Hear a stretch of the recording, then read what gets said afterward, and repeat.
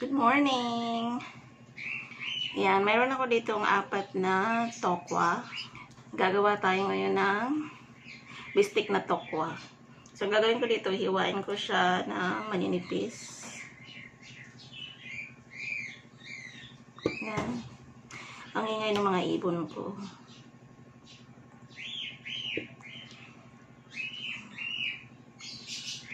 Hatiin natin sa maninipis yung tokwa. Mamaya ipiprito natin ito. Ganyan siya kaninipis.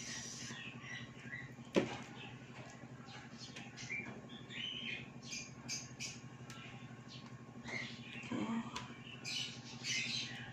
Pasensya na po kayo at ngayon lang ulit ako nakapag video. Busy si Inday. Ayan o, ganyan siya kaninipis. Yan, magpiprito na po tayo. Katapos po ay maglagay tayo ng oil.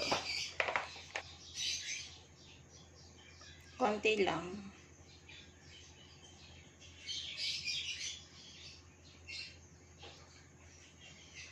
Yan. Sinanstick naman yung pan natin. Pero kung sakaling yung pagpiprituhan ninyo ay hindi non-stick, kailangan yung painitin muna maigi yung kawali para hindi dumikit yung tokwa. Kasi pag dumikit, madudurog yan siya. At ngayon, ilalagay na natin yung tokwa. Pangit yung tokwa na nabili ng asawa ko. May mga parang butas.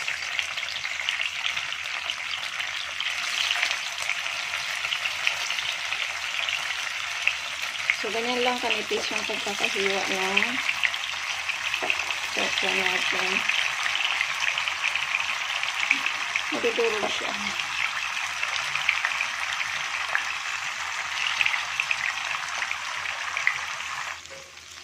Ayan na, medyo sunog na siya.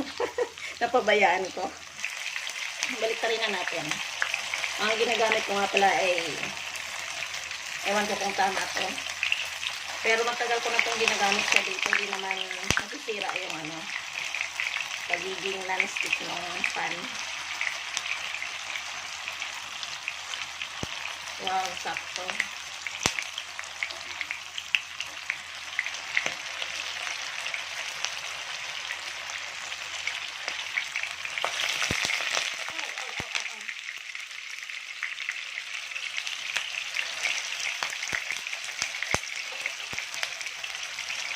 Ayan, so sakto lang pala yung pagbaliktad natin. Okay, tapos mamaya aapunin natin siya pag na golden brown na rin yung kabila. Kunin na natin, oh. Apunin natin.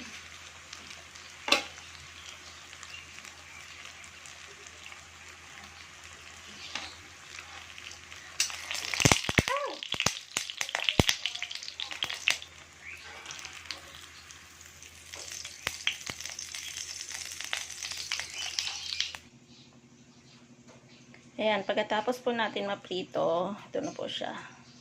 At medyo pinalamig ng konti para mahawakan natin. Hatiin lang natin siya ng mga ganyan. 3 hati na pahaba. Ang ganda, oh. Ayan.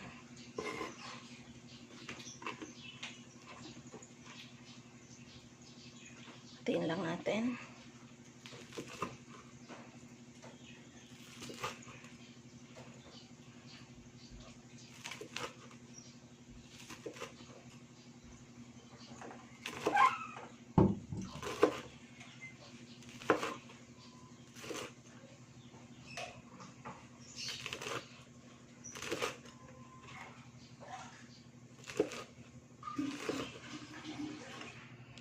Ito na po yung ating mga nahiwa na pritong tokwa.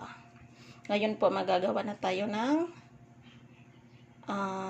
sauce. Simple lang yun, mabilis lang. Yan po yung pan at saka mantika na pinagprituhan natin kanina, no? tokwa. Buhayin lang natin yung apoy. Sibuyas at bawang.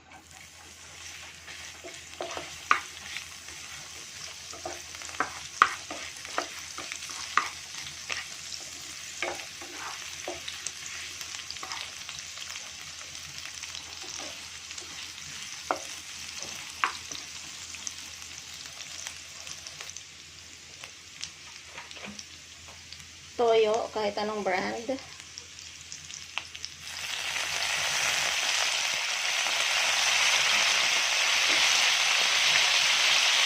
Tubig.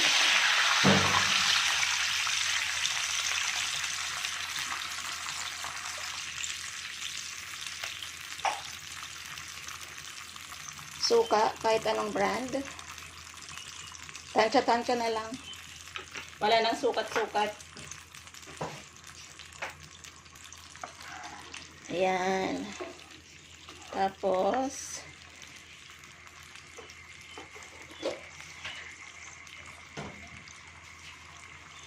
parang madilim ang kusina ko eh. Paminta. Ayan, paminta yan. Hindi nyo kita. Madaming paminta.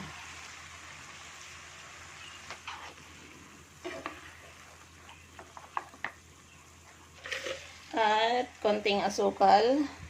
Parang 2 scoop ng asukal. Yan. Tikman natin.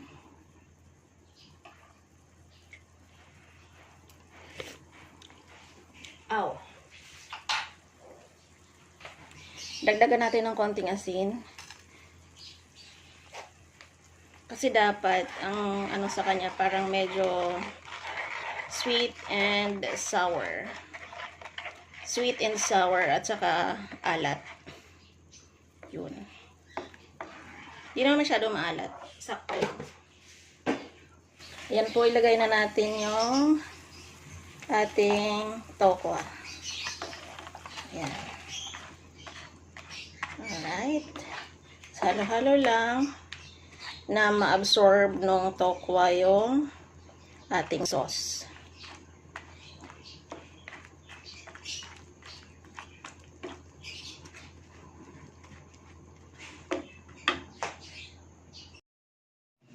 Ayan na po yung ating finished product.